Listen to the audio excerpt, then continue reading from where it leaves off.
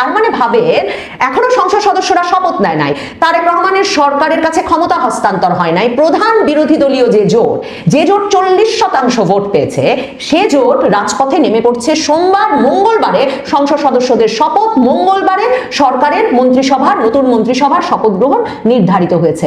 সংসদ প্লাজায় মন্ত্রিসভার শপথ মঙ্গলবার বিকাল 4টায়, ওই একই দিন সকাল 10টায় নবনির্বাচিত এমপিদের শপথ। সংসদ ভবনের ভেতরে শপথ আর বাইরে হচ্ছে মন্ত্রিসভার শপথ। রাজনৈতিক বক্তব্য পাল্টা বক্তব্যের দিন শেষ। আপনার ভোট হয়ে গেছে, ক্ষমতায় বিএনপি চলে গিয়েছে।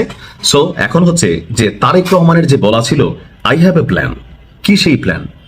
তো এই প্ল্যান নিয়ে নানান ধরনের আলোচনা সমালোচনা রাজনৈতিকভাবে অনেকে করেছেন। বাট আজকে যখন আমরা দেখলাম যে নির্বাচন পরবর্তী যে সংবাদ সম্মেলন হলো, সেই সংবাদ সম্মেলনে তিনি যে বক্তব্য দিয়েছেন, বিশ্বাস করেন যদি এই জায়গায় বিএনপির ইথোলজি অথবা আইডিওলজি সারা বাংলাদেশের নেতাকর্মীরা মাইনা চলে, তাহলে বিএনপি এই 5 বছর না, এর পরের 5 বছরও ক্ষমতায় থাকবে। কিন্তু প্রশ্ন হচ্ছে দলের শীর্ষ পর্যায় থেকে যে সকল বার্তা পাঠানো হয় একদম লোকাল গ্রাম পর্যায়ের অথবা দেশে বিদেশে ছড়িয়ে থাকা যে কর্মীরা, তারা কি সেটা ফোকাস করছে? আসুন দেখি জনাব তারেক রহমান কি বক্তব্য দিয়েছেন। দর্শক, একদিন পরেই নতুন সরকার, নতুন সংসদ গঠিত হতে চলেছে। যখন এই গঠন প্রক্রিয়া হচ্ছে, তখন জুলাই সনদ কতটা বাস্তবায়ন করা হবে কিংবা বাস্তবায়িত হবে সেই প্রশ্নটা উঠেছে।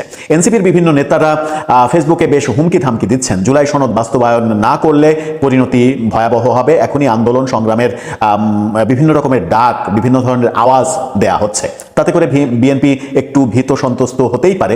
কিন্তু শেষ পর্যন্ত নতুন সরকার গঠন এবং নতুন সংসদ গঠনের পরে সংসদে গিয়ে জুলাই সনদ বাস্তবায়নের কি হবে, উচ্চকক্ষের কি হবে, উচ্চকক্ষ কি আদৌ হবে? পিআর পদ্ধতিতে উচ্চকক্ষে সদস্য নির্বাচন তো অনেক দূরের কথা, উচ্চকক্ষ কি আদৌ হবে? একই ব্যক্তি প্রধানমন্ত্রী এবং দলীয় প্রধান হতে পারবেন না। জুলাই সনদের যে বড় একটা নিয়ম, সেটা কি বিএনপি মানতে পারবে? প্রধানমন্ত্রী হিসেবে শপথের পরে তারেক রহমান কি বিএনপির সভাপতির জায়গা থেকে পদত্যাগ করবেন, নাকি প্রধানমন্ত্রী হিসেবে অন্য কাউকে দিয়ে তিনি বিএনপির সভাপতি থাকবেন? এই বিতর্কগুলো উঠেছে এবং আরো অনেকগুলো বিষয় সামনে এসেছে। এই ব্যাপারে বাংলাদেশের বরেণ্য সাংবাদিক জয় মামুন ফেসবুকে একটা ডিটেল পোস্ট দিয়েছেন এবং সেই পোস্টে সংবিধানের ব্যাখ্যা, জুলাই সনদে যেগুলো লেখা আছে সেগুলো নিয়ে এবং বিএনপির রাজনৈতিক অবস্থান, এগুলো নিয়ে তিনি বেশ কিছু চমকপ্রদ বিষয় এখানে উল্লেখ করেছেন এবং যার মাধ্যমে আমার এই স্ট্যাটাসটা পড়লেই মনে হতে পারে যে জুলাই সনদ বাস্তবায়ন প্রক্রিয়া ভণ্ডুল হবার পথে। এখন যত কথাই হোক না কেন, জুলাই সনদ বাস্তবায়িত হবে না কিংবা হওয়ার কোনো বাস্তবতা দেখা যাচ্ছে না। তাহলে কি হবে? দেশ কি আবার একটা আন্দোলনের অপেক্ষায় থাকবে? দেশ কি আবার অস্থিরতার দিকে যাবে? সরকার পতনের আন্দোলনে যাবে এনসিপির যোদ্ধারা এবং এবার সরকার পতনের আন্দোলনে গেলে তারা কি 24 আগস্টে যেভাবে জনতাকে ডেকে পেয়েছে, ডাকলেই রাজুতে আই বললেই রাজুতে হাজার হাজার ছাত্ররা জড়ো হয়েছে, সেই অবস্থা কি তাদের আর আছে? সেই ডাকে কি তারা এখন সাড়া দেবে কিংবা কতটা পারবে? কিংবা এই কাজ করতে গেলে সরকারে যেতে ব্যর্থ হয়ে সরকারের বিরুদ্ধে আন্দোলন তৈরি করতে গেলে তারা কতটা বিতর্কিত হবে জনগণের কাছে? এই প্রশ্নগুলো উঠে আসবে। চলুন একটু আলোচনা করে দেখি জুলাই সনদের কি হচ্ছে। সংসদের দ্বিকক্ষ বিশিষ্ট যে অবস্থান, অর্থাৎ উচ্চকক্ষ নতুন করে তৈরি করা, সেই উচ্চকক্ষ আদৌ হচ্ছে কিনা, উচ্চকক্ষে পিআর মানা তো অনেক দূরের কথা, অনেক কিছুই হচ্ছে কিনা, সেই আলোচনাই করবো এই ভিডিওতে। থাকবেন পলিটিক্স। ইসলামী এনসিপির 11 দলীয় জোট কিছুতেই যে নির্বাচনের ফলাফল মেনে নিতে পারছে না, তার প্রমাণ বৃহস্পতিবার নির্বাচনের পর শনিবার দুদিন বাদে জামায়াতের আমির ফেসবুকে পোস্ট দিয়ে পরাজয় মেনে নিয়ে একটা গঠনমূলক বিরোধী দলের ভূমিকা পালনের যে পোস্ট দিয়েছিলেন সেটা সরিয়ে নিয়েছেন। শুধুমাত্র তাই নয়, জামায়াতের আমির ডাক্তার শফিকুর রহমান প্রতিরোধের ডাক দিয়েছেন দেশবাসীর উদ্দেশ্যে। জামায়াতে ইসলামীর তরফে ব্যাপক ইলেকশন ইঞ্জিনিয়ারিং এর অভিযোগ আনা হচ্ছে। 12 ফেব্রুয়ারি নির্বাচনের তারিখ থেকেই জামায়াতে ইসলামী যেমন সোচ্চার, জামায়াতে ইসলামীর চাইতেও বেশি সোচ্চার এই ইলেকশন ইঞ্জিনিয়ারিং এর অভিযোগ নিয়ে জামায়াতে ইসলামীর প্রধান শরিক জাতীয় নাগরিক পার্টি এনসিপি। এর পাশাপাশি তারা সারা দেশ জুড়ে নির্বাচন পরবর্তী সহিংসতায় জামায়াতের নেতাকর্মী এবং এনসিপির নেতাকর্মীদের বাড়িঘর, ব্যবসা প্রতিষ্ঠান ভাঙচুর, অগ্নিসংযোগ, তাদের ওপর হয়রানি, হামলা, নির্যাতনের অভিযোগ আনবার পাশাপাশি ডাক্তার শফিকুর রহমান যখন ফেসবুকে পরাজয় মেনে নেওয়ার পোস্টটি সরিয়ে দিয়েছেন, তার পাশাপাশি তিনি নোয়াখালীর হাতিয়ায় ন্যাশনাল সিটিজেন পার্টিকে ভোট দেওয়ায়, মানে 3 সন্তানের জননী, তিনি এনসিপিকে ভোট দেওয়ায় তাকে ধর্ষণ করা হয়েছে, এই অভিযোগ এনেছেন তার ফেসবুক ফেসবুক পোস্টে, এবং ডাক্তার শফিকুর রহমান বলেছেন যে নোয়াখালীর হাতিয়ায় ন্যাশনাল সিটিজেন পার্টিকে ভোট দেওয়ায় 3 সন্তানের এক জননীকে ধর্ষণের যে অভিযোগ উঠেছে তা শুনে আমি হতবাক, স্তম্ভিত। এবং তিনি বলেছেন আমাদের রাষ্ট্রীয় প্রতিষ্ঠানগুলোর মাধ্যমেই ন্যায় বিচার নিশ্চিত করতে হবে, এবং আমি সাক্ষাতে বিএনপি চেয়ারম্যানকে অত্যন্ত কঠোর ভাষায় জানাবো যে তার দলের ভেতর থেকে এই ধরনের আচরণ দমনে আরো অনেক বেশি কঠোর হতে হবে। তারেক রহমান জামায়াতে ইসলামী জাতীয় নাগরিক পার্টির সঙ্গে একটা শান্তির সম্পর্ক স্থাপনে, মানে যেহেতু তার বিরোধী দলগুলো যে অশান্ত হয়ে উঠেছেন, এখনো তার বিজয় তারা মেনে নিতে পারেন নাই, সেই বিষয়টা শেষ পর্যন্ত রাজপথে বিক্ষোভ অশান্তিতে পরিণত হয় কিনা, সংসদে তারা এসে শপথ গ্রহণ অনুষ্ঠান, মন্ত্রিপরিষদের শপথ, এসবগুলোকে মসৃণভাবে হতে দেন কিনা, সেসব নিয়ে যে অস্বস্তি সেটা তারেক রহমানের মনেও আছে। এবং তারেক রহমান আজকে সন্ধ্যায় শফিকুর রহমান এবং নাহিদ ইসলাম এই দুজনের বাড়িতে যাবেন এবং গিয়ে সৌজন্য সাক্ষাৎ করবেন। কিন্তু শফিকুর রহমান তার আগে এমন একটা গুরুতর অভিযোগ ফেসবুক পোস্টে এনেছেন। শুধু তাই নয়, তিনি রীতিমতো বলেছেন যে দেশের বিভিন্ন জায়গা থেকে ভাই বোনদের ওপর বিশেষ দলের যে উচ্ছৃঙ্খল আচরণ, হামলা, ভাঙচুর, অগ্নিসংযোগ, এমনকি 11 দলের প্রতীককে ভোট দেওয়াকে কেন্দ্র করে নারীদের শ্লীলতাহানির মতো বেদনাদায়ক ঘটনার খবর দেশের বিভিন্ন প্রান্ত থেকে আসছে। কাজেই এটাকে প্রতিরোধ করতে হবে, প্রতিবাদ করতে হবে। দেশবাসীর প্রতি তিনি এই আহ্বান জানিয়েছেন। ডাক্তার শফিকুর রহমান কি এই আহ্বান শুধু ফেসবুকে জানিয়েছেন? জামায়াতে ইসলামীর তরফে 30টি সংসদীয় আসনের ভোটের ফলাফল পুনর্গণনা দাবি জানানো হয়েছে এবং 30টি আসন তারা চিহ্নিত করে ভোট কারচুপির অভিযোগ নিয়ে ইসির কাছে হাজির হয়েছে রোববার। শনিবার সন্ধ্যাতেই তারা এই 30টি আসনে ভোট কারচুপির সুনির্দিষ্ট অভিযোগ নিয়ে এসে ফলাফল স্থগিত এবং পুনর্গণনা সহ আইনি পদক্ষেপ নেওয়ার ঘোষণা দিয়ে রেখেছিল। তারা বলেছিল যে তাদের দাবি হচ্ছে ওই 30টা আসনের গেজেট বাতিল করতে হবে। তার মানে এই 30টা আসনের যে সংসদ সদস্য তাদেরকে সরকারিভাবে যে বিজয়ী ঘোষণা করা হয়েছে, এটা জামাতে ইসলামের তরফে সরাসরি প্রতিবাদ জানানো হয়েছে, প্রত্যাখ্যান করা হয়েছে এবং জামায়াতে ইসলামী সুনির্দিষ্টভাবে বলেছে এই 30টা আসনে কিছুতেই শপথ গ্রহণ হতে পারে না। মানে জামায়াতে ইসলামী এরই মধ্যে 77টি আসন পেয়েছে তাদের জোট, এবং তারা বলছে যে আরো 30টি আসন আসলে তাদের পাবার কথা, সেটা তাদেরকে এক রকমের কারচুপির মাধ্যমে সেটা তাদেরকে বঞ্চিত করা হয়েছে। কাজেই এই 30টা আসনের ফয়সালা হওয়ার আগে সংসদে শপথ গ্রহণ চলতে পারে না। তার মধ্যে ঢাকা 8 আছে, মির্জা আব্বাস, নাসিরউদ্দিন পাটোয়ারি, ঢাকারই 3টা আসন আছে, মামুনুল হক ববি হাজ্জাজের আসনটা আছে। এছাড়া এই 30টা আসনকে নিয়ে যে তারা একটা দীর্ঘ পথ পাড়ি দিতে এখন প্রস্তুত হয়েছে তার প্রমাণ সন্ধ্যাবেলা 30টা আসনের বিষয়ে অভিযোগ তুলল জামায়াতে ইসলামী। পরদিন মানে সেদিনই মাঝরাতে জামায়াত আমির পরাজয় মেনে নেওয়ার পোস্ট তুলে দিলেন এবং এখন রোববার দিন জামায়াতে ইসলামী তাদের জোটের নেতৃবৃন্দকে নিয়ে নির্বাচন কমিশনে গিয়ে হাজির হয়েছে প্রমাণাদি সহ এবং এই দাবি সহ যে এই 30টি আসনের ফলাফল স্থগিত করতে হবে, শপথ গ্রহণ স্থগিত করতে হবে। শুধু তাই নয়, যে রাজপথে বিক্ষোভের তারা ডাক দেবেন বলে গত দুদিন ধরে জামায়াতে ইসলামী এবং জামায়াতে ইসলামী প্রধান জোট শরিক এনসিপি ঘোষণা দিয়ে আসছিলেন, এখন তারা বলছেন তারা নির্বাচনী সহিংসতা বন্ধে সারা দেশে বিক্ষোভ করবেন। 11 দলীয় জোট একত্র হয়ে এই ঘোষণা দিয়েছেন এবং হামিদুর রহমান আজাদ জামায়াতে ইসলামীর নেতা, তারা বলেছেন যে নির্বাচনের পর থেকে জামায়াতের নেতৃত্বাধীন 11 দলের নেতাকর্মীদের বাড়িঘরে হামলা হচ্ছে। এই বিষয়েও আমরা কমিশনকে জানিয়েছি। এসব হামলার প্রতিবাদে ঢাকার বাইতুল মোকাররম থেকে বিক্ষোভ মিছিল বের করবে 11 দলীয় জোট। তার মানে ভাবেন, এখনো সংসদ সদস্যরা শপথ নেয় নাই, তারেক রহমানের সরকারের কাছে ক্ষমতা হস্তান্তর হয় নাই। প্রধান বিরোধী দলীয় যে জোট 40% ভোট পেয়েছে, সে জোট রাজপথে নেমে পড়ছে। সোমবার মঙ্গলবারে সংসদ সদস্যদের শপথ, মঙ্গলবারে সরকারের মন্ত্রিসভার নতুন মন্ত্রিসভার শপথ গ্রহণ নির্ধারিত হয়েছে। তারেক রহমানের জন্য কিংবা এই পুরো শপথ প্রক্রিয়া, ক্ষমতা হস্তান্তর প্রক্রিয়ার আগে এই পুরো পরিবেশটাকে যে অস্বস্তিকর বলতেই হবে তা বলা বাহুল্য।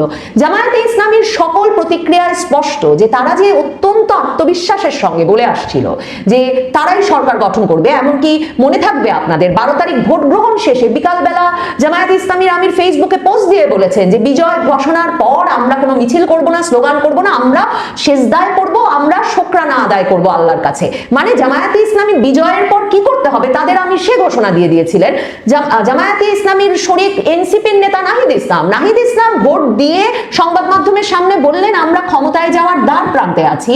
এবং এরপর ফলাফলে এত ভালো ফলাফল করবার পর, যেটা জামায়াতের আমির কিন্তু তার ফেসবুক পোস্টে লিখেছিলেন, দুদিন বাদে যে পোস্টে তিনি পরাজয় মেনে নিতে আহ্বান জানিয়েছিলেন, গঠনমূলক বিরোধী দলের ভূমিকা পালনের কথা বলেছিলেন, যে পোস্টটা তিনি রিমুভ করেছেন, সেখানে তিনি বলেছেন যে তারা 4 গুণ বেশি প্রতিনিধিত্ব নিশ্চিত করেছেন জামায়াতের আগের ইতিহাসের চাইতে এবারের সংসদে। 40% ভোট তারা তাদের কাছে নিয়েছেন, 54% পেয়েছে বিএনপি। কাজেই বিএনপিকে 40% ভোটের জামায়াতে ইসলামীকে অবশ্যই গুরুত্বের সঙ্গে বিরোধী দল হিসেবে বিবেচনা করে যে কোনো সিদ্ধান্ত নিতে হবে, তাদের পক্ষে একক সিদ্ধান্ত গ্রহণ সম্ভব হবে না। সেসব বলছেন বটে, কিন্তু মেনে যে নিতে পারছেন না তার কারণ কি এই যে জামায়াতে ইসলামীর কাছে যে সব তথ্য ছিল, তাদের যে প্রস্তুতি ছিল, তাতে তারা সত্যিই ভেবেছিলেন যে তারাই ক্ষমতায় যাচ্ছেন। বাংলাদেশের অনেক গোয়েন্দা সূত্র থেকে মানে যেসব প্রেডিকশন বা ভবিষ্যৎবাণী বেরিয়েছিল তার মধ্যেও কিন্তু জামায়াতে ইসলামী মানে 200টি আসনে নিশ্চিত করেছে, এমনকি ভোটার স্থানান্তরের মাধ্যমে, বিশেষ করে ঢাকার 20টি আসনে ভোটার স্থানান্তরের মাধ্যমে তারা নিশ্চিত করেছে বিজয়। সেই খবর কিন্তু বাংলাদেশের গোয়েন্দা সংস্থাগুলোর কাছে ছিল।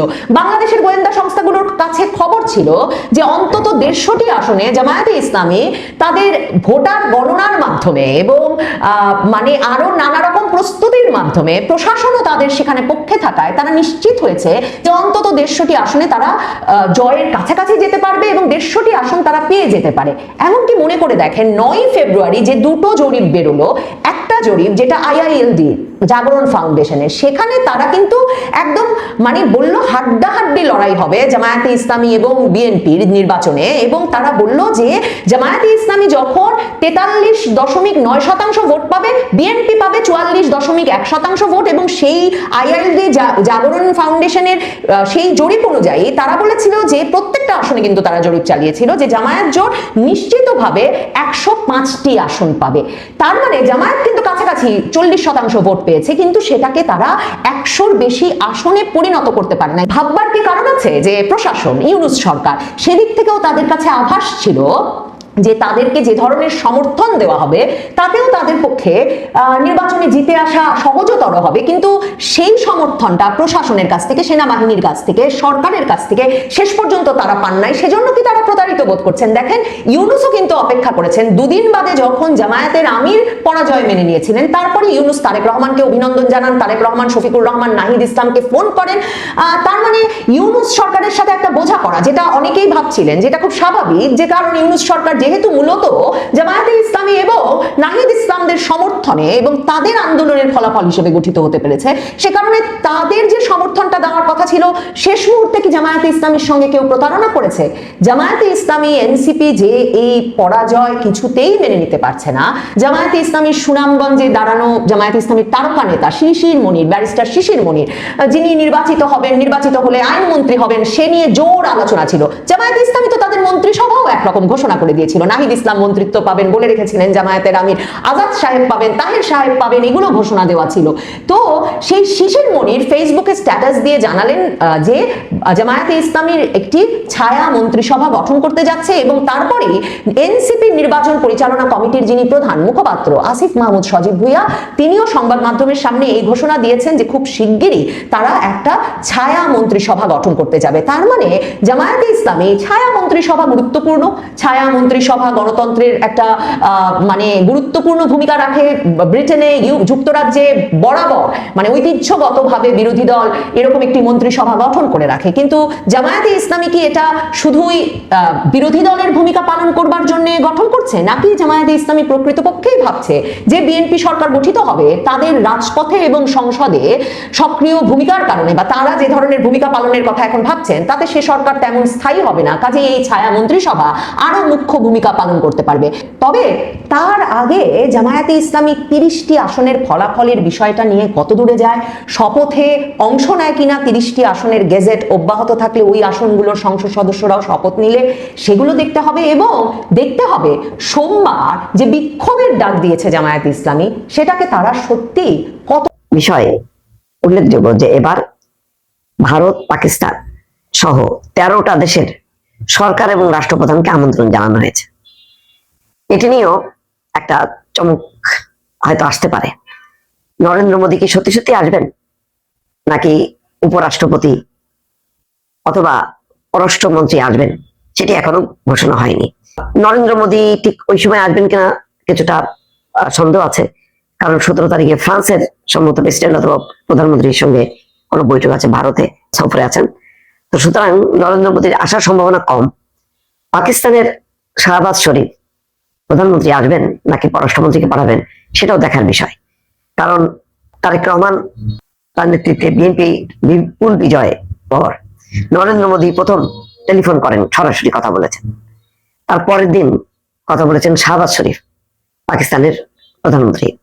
বিএনপি সরকারের সাথে সম্পর্ক স্থাপনের ব্যাপারে পাকিস্তান এবং ভারতের একটা নতুন করে লড়াই শুরু হবে বলে আশা করা যায়। ইতিমধ্যে গত 17 মাসে পাকিস্তান অনেক দূরে গিয়েছে, ভারত পিছিয়েছে অথবা স্থির থেকেছে। তারা অপেক্ষা করেছে নতুন সরকারের জন্য। তারা বারবার বলেছে বাংলাদেশের নির্বাচন হওয়ার পর নবনির্বাচিত সরকারের সঙ্গে তাদের সম্পর্ক হবে এবং সম্পর্কের উন্নতি করবে। এবং সেই বার্তা ইতিমধ্যে বিএনপির পক্ষ থেকেও দেওয়া হয়েছে। ইতিমধ্যে গতকালকে ভারত অপেক্ষা করছে সেই বার্তার বাস্তবায়নের জন্য। এই কম্বিনেশনে গত 17 মাসের যে কূটনীতির আমরা চেহারা দেখলাম, এবার কিন্তু পাল্টে যাবে। কে কত বেশি বিএনপি সরকারকে কাছে নেবে তার একটা প্রতিযোগিতা থাকবে। প্রতিযোগিতায় পিছিয়ে থাকবে না চীন, পিছিয়ে থাকবে না আমেরিকা। ইতিমধ্যে তাদের পক্ষ থেকে তারেক রহমানকে শুভেচ্ছা জানানো হয়েছে। সুতরাং একটা নতুন কূটনৈতিক মেরুকরণ ঘটবে। বিএনপির নতুন সরকারে আসার সাথে সাথে একটা কূটনীতিক মেরুকরণ ঘটবে। তার লক্ষণ কিন্তু দেখা যাচ্ছে যে নরেন্দ্র মোদী বেশ ঘটা করে আগেই টেলিফোন করে বসছেন, যেটা শাহবাজ শরীফ তারপরে টের পেয়ে হয়তো দেখলেন যে তিনি পিছিয়ে যাচ্ছেন, তিনিও ফোন করেছেন। কামড়াকামড়ি একটা চলতে থাকবে। এর মধ্য দিয়ে বাংলাদেশের বিএনপি সরকারের জন্য বড় চ্যালেঞ্জ এই যে উত্তেজনা বাংলাদেশকে ঘিরে পাকিস্তান এবং ভারতের, এই উত্তেজনা হ্রাস করা, কমিয়ে আনা, ভারতের সাথে বিশেষ করে সম্পর্ক যেভাবে তলানিতে গেছে সেই জায়গা থেকে ফিরিয়ে আনাটা একটা নতুন বিষয় হবে। আবার অপোজিশন নিন্দুকরা, যেমন দেখলাম একজন বলেছেন যে মোদীকে কেন আমন্ত্রণ জানানো হবে, তিনি ইচ্ছা করলে স্বপ্রণোদিত হয়ে আসতে পারেন, অর্থাৎ দিল্লির দাসত্ব করা যাবে না, এই ধরনের। অর্থাৎ এখন খুঁটিনাটি বিষয়গুলো, স্বাভাবিক সম্পর্কটাকেও অনেকে দিল্লির দাসত্ব, ওই যে দিল্লির সাথে তারেক রহমানের চুক্তি হয়েছে সেই চুক্তি এইভাবে চিত্রিত করার চেষ্টা করবে। বিরোধী দল বসে থাকবে না। ইতিমধ্যে তারা 11 দলীয় জোট, যেটা নাহিদ ইসলাম বলছিল যে তারা এটা শুধু নির্বাচনী জোট, নির্বাচনের পর তারা আলাদা হয়ে যাবে, কিন্তু এখন আর আলাদা হবার সুযোগ সম্ভবত কম। এই কারণে যে এনসিপি এখন তার অস্তিত্ব রক্ষা করার জন্য সে এখন ভর করবে জামাতের উপর। জামাতও তার শক্তি বাড়ানোর জন্য এনসিপি কে আঁকড়ে ধরে রাখবে। এবং তারা দেখলাম যে তাদের বিভিন্ন জায়গায় কর্মীদের উপর বা দলের উপর হামলার জন্য তারা প্রতিবাদ কর্মসূচি পালন করবে ঘোষণা দিয়েছে আগামীকালকে। জোটবদ্ধভাবে তারা একটা বিরোধী দল হিসেবে আবির্ভূত হয়েছে এবং এই নির্বাচনী জোটটা এখন বলা যায় যে একটা পার্মানেন্ট জোটের রূপ নিল, রাজনৈতিক জোটের রূপ নিয়েছে। এবং এটা স্বাভাবিক। আমার যেটা ধারণা ছিল যে এটার একটা শুধু নির্বাচনী জোট, এটা আমার কাছে মনে হচ্ছে না। কারণ জামাত শুধু একা ফ্রন্টে নিজে খেলে না, তার অনেকগুলো রাজনৈতিক উইং, শাখা পোশাখা, নামে বেনামে সেগুলো কিন্তু আছে। সেগুলো দিয়ে এখন তারা শুরুতেই যেহেতু ভোটের হিসাবে 20 লাখ ভোট কম বেশি, 4,53,000 আর তারা 4,33,00,000, 4,53,000 আর 4,33,00,000 ভোটের পার্থক্য, 20 লাখ। আসনের পার্থক্য যদিও ব্যাপক, কিন্তু এই যে সমর্থন, এই যে ভোট, এটাকে জামাত ইসলাম জনসমর্থন হিসেবে তার প্রতি কাজে লাগানোর চেষ্টা করবে রাজনৈতিক ভাবে। সুতরাং বিএনপিকে যে শুরু থেকেই তারা চেপে ধরবে, আক্রমণাত্মক ভাবে খেলবে, ডিফেন্সিভে না অফেন্সিভে খেলবে, এটা পরিষ্কার। এখন বিএনপির কি স্ট্র্যাটেজি হবে সেটা দেখার বিষয়। বিএনপি তার নিজের শক্তি কতটা সংহত করতে পারবে সেটাও দেখার বিষয়। বিভিন্ন জায়গায় বিএনপির এবং বিএনপির বিদ্রোহীদের লড়াই চলছে, কারণ বিএনপির প্রায় 69টা বিদ্রোহী প্রার্থী ছিল। অনেক জায়গা থেকে খবর আসছে যে বিজয়ী প্রার্থী পরাজিত বিএনপির বিদ্রোহী প্রার্থী কর্মী সমর্থকদের উপর হামলা করছে, উল্টা ভাবেও হচ্ছে কোন জায়গায়।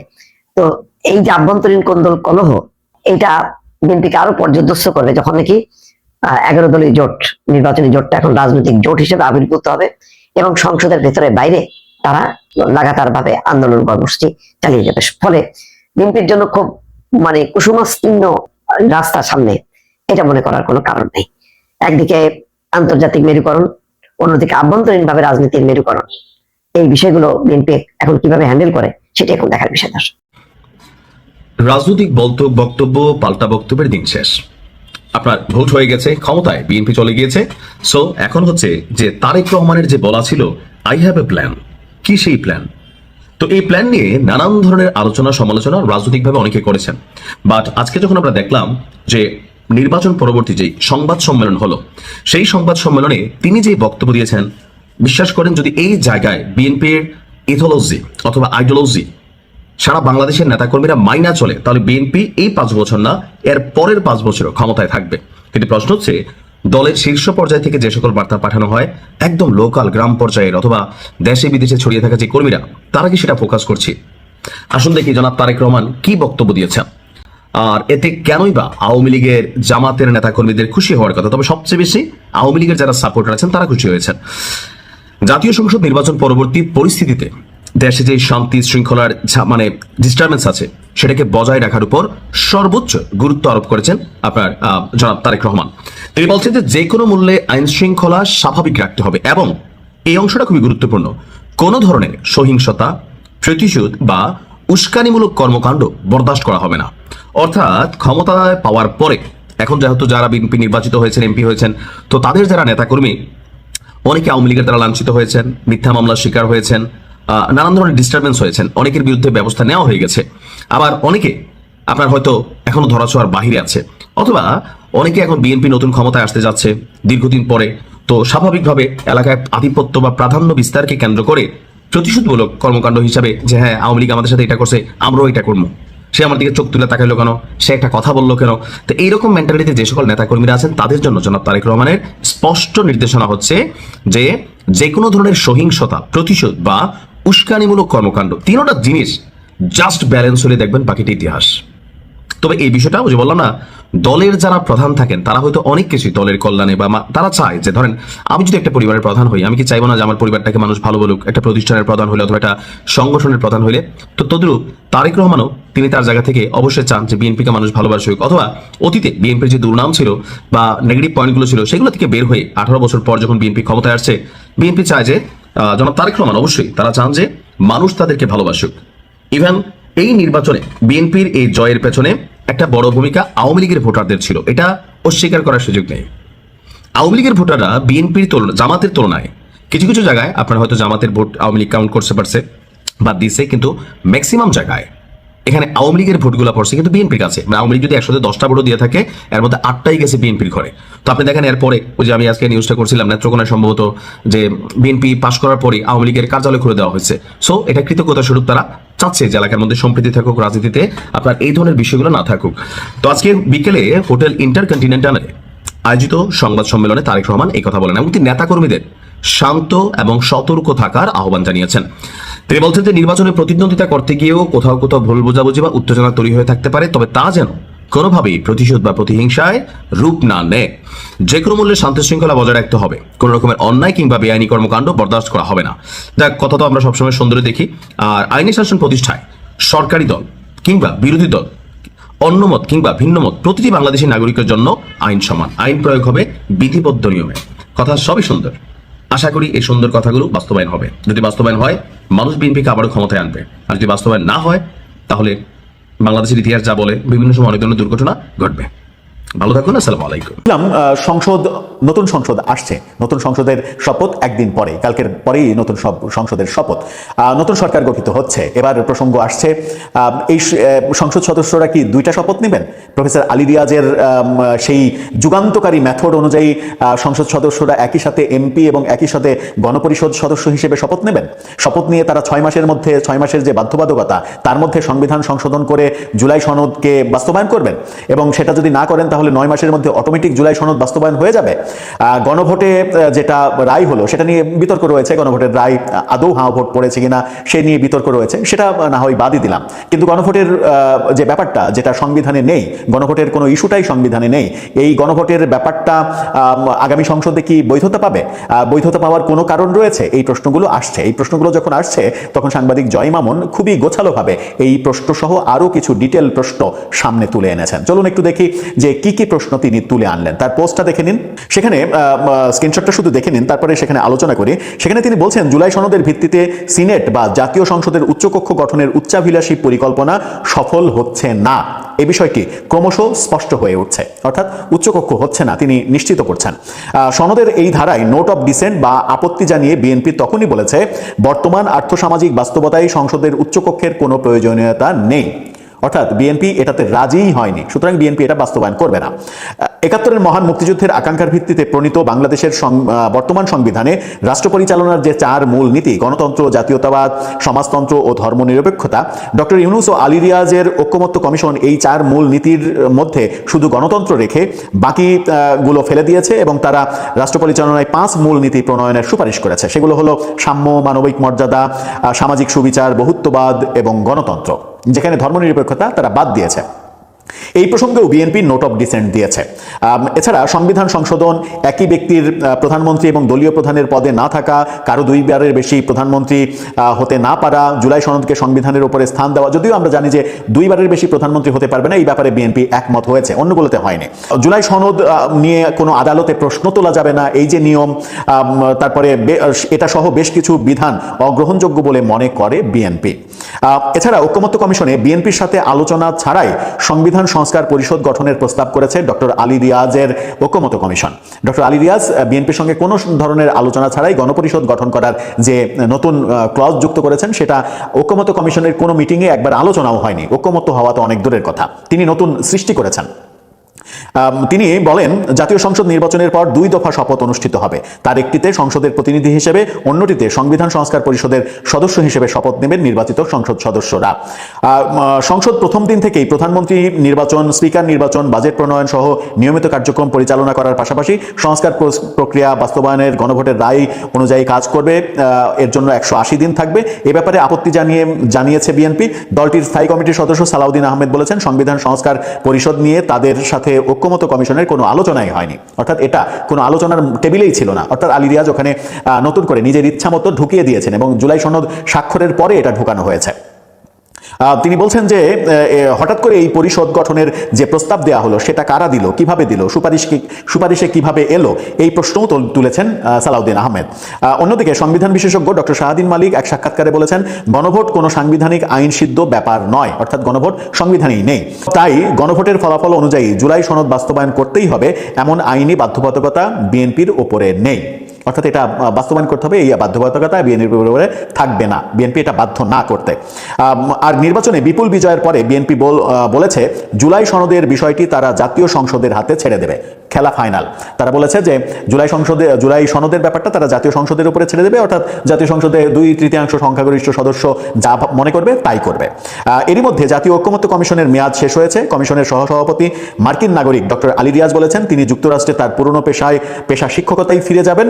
হয়তো জুলাই সনদের ফাইলটিও তিনি সাথে নিয়ে যাবেন। নতুন সরকার গঠনের মধ্য দিয়ে বিলুপ্ত হতে যাচ্ছে ডক্টর ইউনূসের অন্তর্বর্তী সরকারও। মাঝখান থেকে সংস্কার আর জাতীয় ঐকমত্য কমিশনের খরচের নামে, আপ্যায়নের নামে আর এই সনদকে বৈধতা দেওয়ার জাতীয় নির্বাচনের সঙ্গে একটা অসাংবিধানিক এবং অপ্রয়োজনীয় গণভোটের লেজ জুড়ে দেওয়ার নামে, হ্যাঁ ভোটের প্রচারণার নামে এই গরিব দেশের শত শত কোটি টাকা নষ্ট হলো, তার দায় কে নেবে?